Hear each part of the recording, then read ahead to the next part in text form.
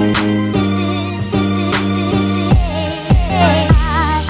guys! Welcome back to our channel, and for today's video, andito tayo sa Calgary kasi nag-graduate yung mga pinsan. first nag-graduate yung pinsan ni Kim, yung twins.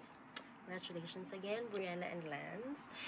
But also, since andito naman na din kami, tinake na lang namin yung opportunity ngayon na i-house tour yung lumang bahay nila ni Kim. Dati, sila nakatira dito for ilang years ba yun? I don't know, a long time. A long time bago sila kumuha ng sarili-sarili nila mga bahay. So, dalawang pamilya sila dito plus the lolo and lola. Tama ba? Yeah. And then, eventually nakakuha sila ng huy, ano ba yan? Okay. So, ayun na nga, ngayon, nag-decide sila na ibibenta na itong bahay na ito, ilalat go nila. So, we'll take, last video or tour sa bahay nila. Yeah. They're still fixing it though, so yeah, it's not quite finished. Welcome. So, pagkabungad nyo dito, friendship, halika na dito. Pagkabungad nyo dito, may makikita kayo agad na space. Meron din malaking space dito na for Coat closet. coats and everything, and jackets, and then shoes or blah blah blah. You know, for Asian families, maganda tong space na to dito kasi, di ba, mahilig tayo mag-iwan ng mga shoes sa labas. So, very pabor tong area na to. And then, pagkapasok nyo dito, straight, punta kayo dito. Pagkapasok nyo dito, eto ang bubungan sa inyo. Malaking kitchen and malaking living room. Open space, so maganda. And dito, meron po tayong artista dito. And, oy. Ito si Pia, kapatid ni Kim, Philemore. Siya ang mag-house tour sa The Rest. Kasi may mga memories sila dito, mga and everything na. And then more, they lived here. Oo, they live here too. Pagdating nila from the Philippines, sila yung tumira dito. And so, eto, yan, ito na nga, yung nakikita nyo dito sala. Ito yung kusina. Pakita mo, they're fixing pa kasi, so, medyo Okay, so this is the cabinets and everything. Pantry. This is where the double sink is, and then yeah, washer. and then we have a pantry. It's not so big, but it's okay. Ito dito. Ayan yung gumagawa dito sa bahay ngayon. Ayan o. Hello! So, ito, sila lang din yung nag-fix dito.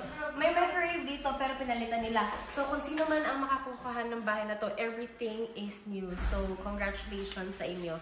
Ito, bago-bago din to. And then, yeah, yung microwave papalitan. Ito, bago to. And then, hindi pala. Oo, double sink yan dyan. Ito, bago din yan. Ito, Newly painted. Oo, newly painted. Pero Phoenix din yung mga kailangan i-fix. Hindi kayo mag-aano sa pantry na to kasi malaki yung lalagyan. Maraming and then may mga layer na. So, makaka-organize kayo ng maganda. And then may fridge din pala.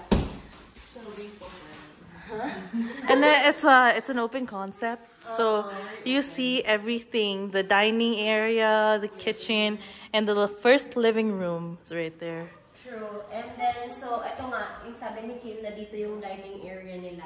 Saan ba gusto sa mga dun sa taas? Yeah. Okay. And then, dito, pagkatapos yung pagkaakyat mo from the door. So, ayun na nga. So, ito makikita nyo from the door. Ito. Tapos, dito, aakyat kayo sa kanilang kwarto. Guys, may 3 kwarto dito sa taas. And then, may 2 sa baba ba? Tama. Oo, 3 sa taas and 2 sa baba. And then, merong 2 washrooms. Toilet washrooms. So, first, dito yung, ito na lang. First bedroom, ito. This one used to be Ate's room. Ang ganda. Ang ganda ng space. And, may sarili din siyang closet. closet. It's pretty big, actually. Ang bright na kasi pinaint nila lahat. Inayos nga nila yung mga kailangan na ayusin. Yung dito, maganda din yung height ng bahay. Hindi mababa masyado. Ay, hindi siya mababa actually. Perfect yung height. Hindi yung parang suffocating. And then, sa second na bedroom, ito. Ito yung second na bedroom. This one used to be Papa and Mama's room. Hindi pa nalinis, pero we changed the floorings and everything. And meron din closet dito. Same closet. Yeah. And the space. Tamang-tama lang din yung space. Yeah, and then this one is the backyard na. This window is the backyard. And then, in between dito sa first bedroom and second bedroom, meron silang Linen closet closet. dito for the linens. Ito. Nakaayos na din yan. Nilagyan na din nila ng mga ang kami ito, mga layers. Ito yung pangatlong bedroom. Yeah, this is the main floor's master bedroom. Ito yung bedroom na may kasamang washroom. Or connected to the washroom. Yes, oo. Ito yung malaki na bedroom kasi nga master's bedroom siya. And then, ito yung sinasabi ni Kim na connecting to the bathroom.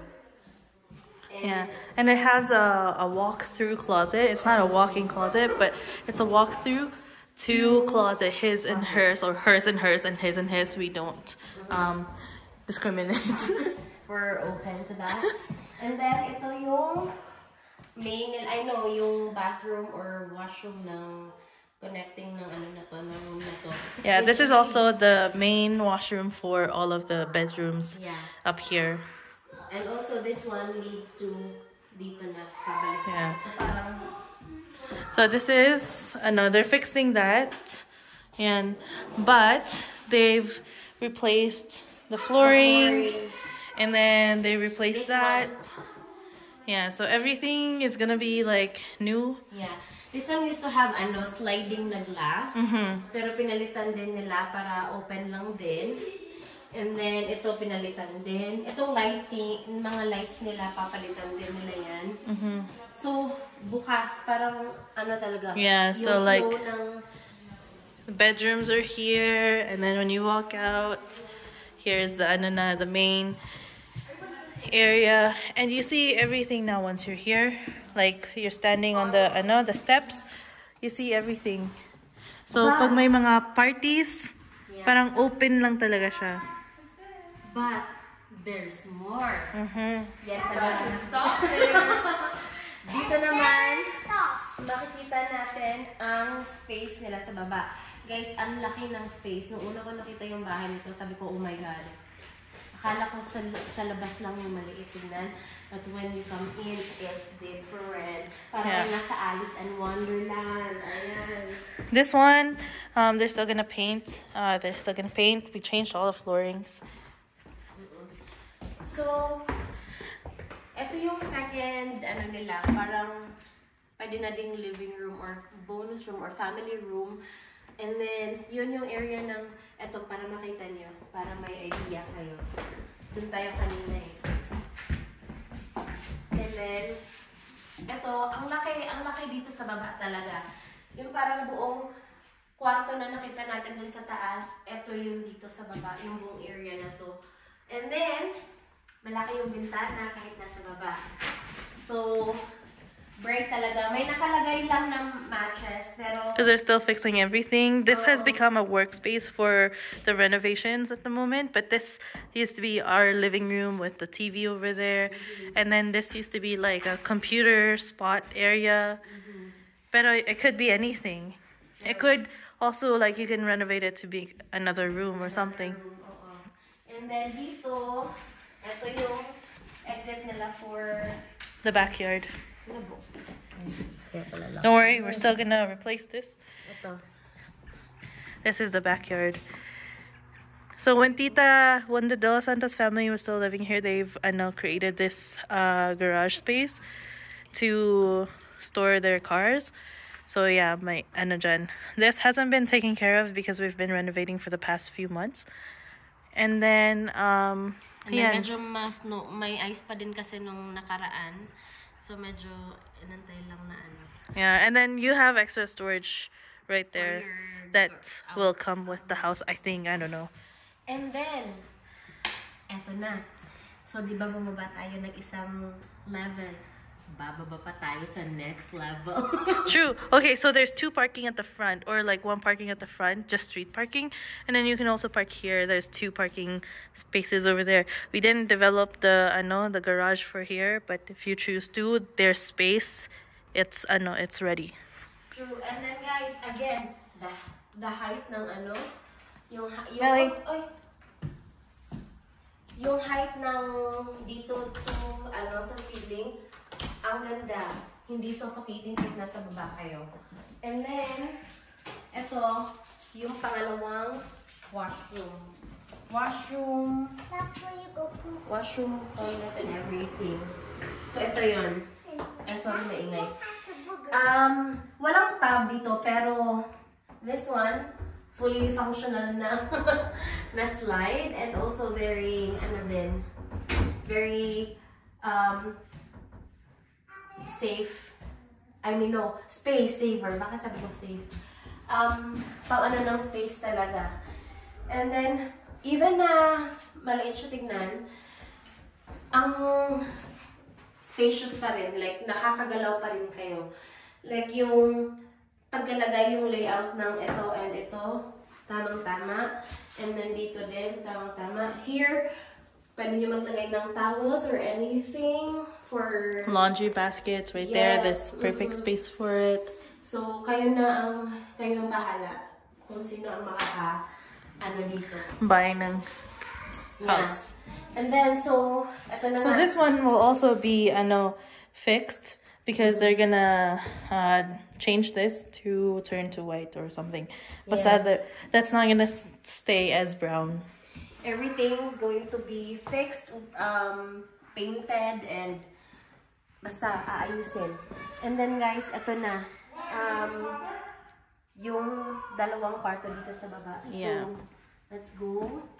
And also, may mga bonus din pala dito kasi ang daming storage talaga. Nakita niyo naman dun sa taas, ang daming paglalagyan ng mga cabinets and everything, or ng mga bagay-bagay. Ito, storage din to dito. Yeah, you just have to fix this, but this can be extra storage. Again, we used to store a lot of our supplies for fixing stuff and everything kasi it's super handy, nandito lang siya sa baba. Oo. And then guys, again, nasa baba tayo, nasa basement na tayo. But the ceiling, yung height, ang ganda. And then, ito, may dalawang bedroom na dito. Ito yung first bedroom sa baba. This used to be my room. Yeah, hindi masikip. Alam nyo, nakatala kami dati sa basement ni Kim. And our bedroom there was very, very, very tiny. Smaller than this. Yes. Ito, ganda ng space. You can fit a we used to have a twin bed. I used to have a twin bed here, but you can fit a queen. Yeah. And then may extra space pa. Meron din malaki na bintana.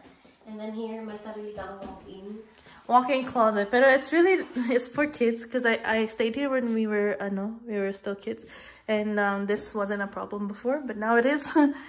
But yeah, ito yung extra storage ng room na to, which I turned into a closet when I was here. Sobrang laki. So, sobrang laki ng potential ng space na to. Anything or kung ano man na gagawin dito, sobrang ganda kung gagawin nila ng door to or anything or something. And guys, may extra storage pa sa baba. Sobrang laki. There. Ayan. Sobrang laki talaga. Lots and lots of storage. We used to store everything here from luggage to like Christmas decorations to like clothes and everything. True. Kasi nga guys, di ba, na-mention namin kanina na 2 pamilyang tumira dito plus the lolo and the lolas. So maraming tumira dito. So, but given na maraming nakatira dito, sobrang alaga pa din yung bahay. And then, yung second bedroom dito. Yeah, but extra storage. Again. For anything you want. Because when we were living here, the Lim family, they were upstairs. And then mommy and daddy were here. And then I was in here. And then ate was upstairs. So we had our own linen storage place. Cabinets, yeah.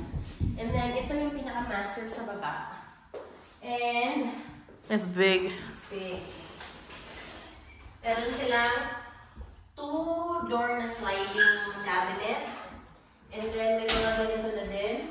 And then sa other side, ito, medyo matigas lang siya buksan ngayon kasi hindi pa tapos. May pinifix na dito. Pero ayusin to. May pang-hanger dito. So sa other side, wala to. All down na ano. Yeah. And again, the windows. Malaki pa din. So, very nice. And then, ngayon, pupunta tayo sa washer and dryer. Yung laundry area nila dito. It's very big din. Sorry. Nasaan ba yun? Ito pala, sorry. Ito, guys, bago to. Bago yung washer dryer natin dito. And may storage pa din dito for everything. Sobrang laki ng potential din ng place na to kung ano mang gagawin sa makakakuha nito or kung sino man makakabili nito or kung sinong next natitira dito. But yes, ang laking potential ng place na to. Yeah, and this is also connected to the storage in there. And ito, boiler? No, not the boiler. Furnace ata yun? Ayan, connected yan. Bakit sabi ko boiler? Anyway, so, ayan guys. So, ito yung sa baba. And then, yun. Medyo... So this is called a 4-split house. There's no garage. But there's parking spaces. But if you wanted to, build your own garage, it costs like 20,000 or something. 20 to 40,000. Depends on you. Yeah. But, yeah. So, ngayon, marami pang mga ginagawa. This one, i-fix din to, lahat.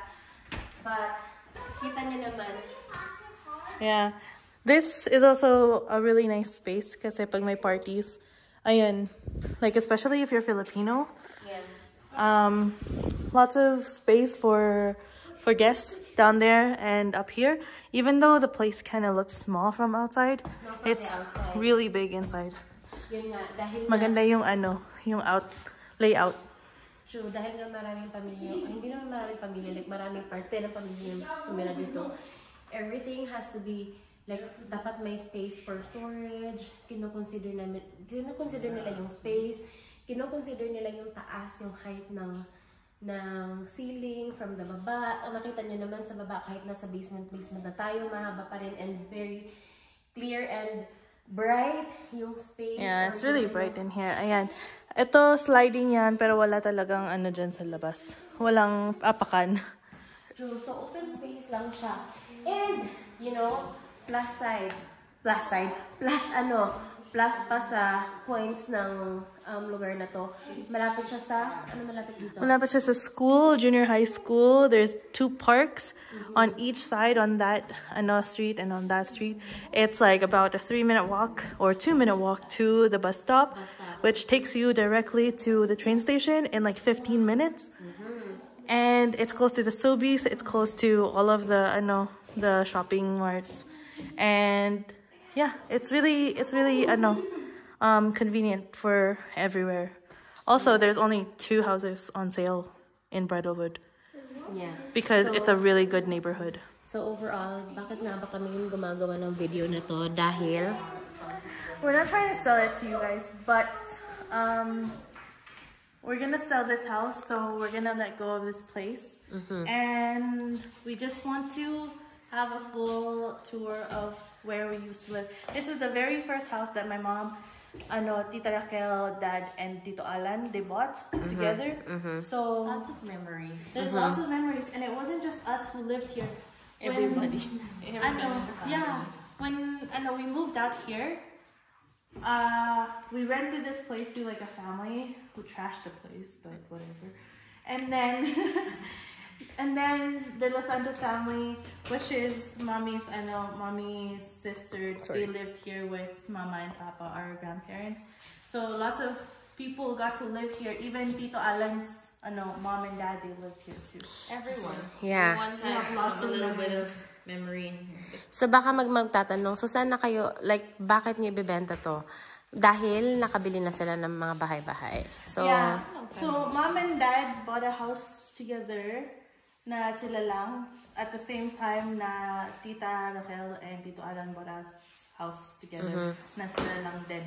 So since then, they decided to keep this property as an investment. Tapos, yun na, nag-rental.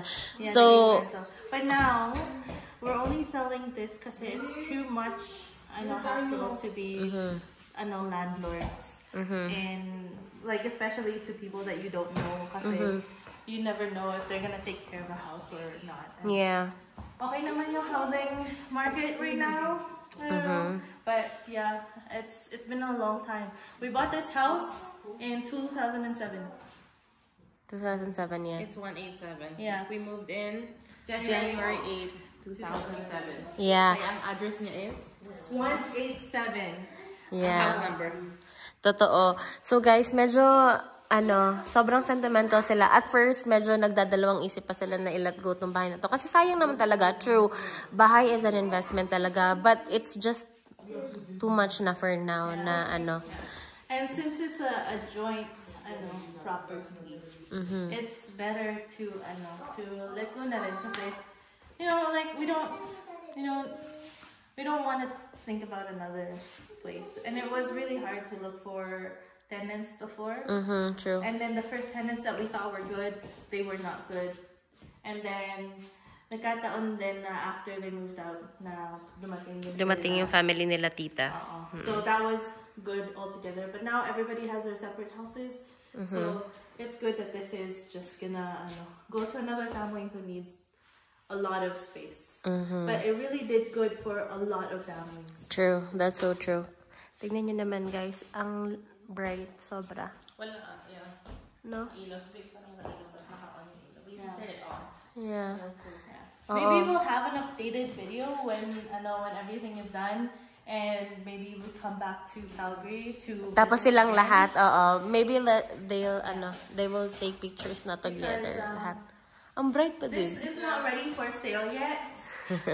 But they're working on it, hopefully in the next couple of months. But sana maabutan namin na all renovated.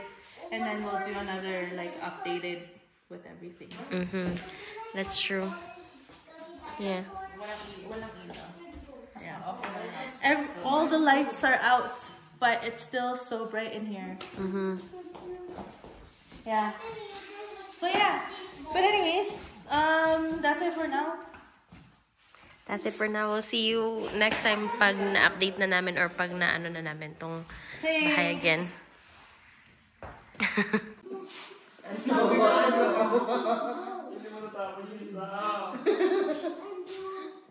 Ano na? Kala sa mga namin yung kotse. Well, you decided to.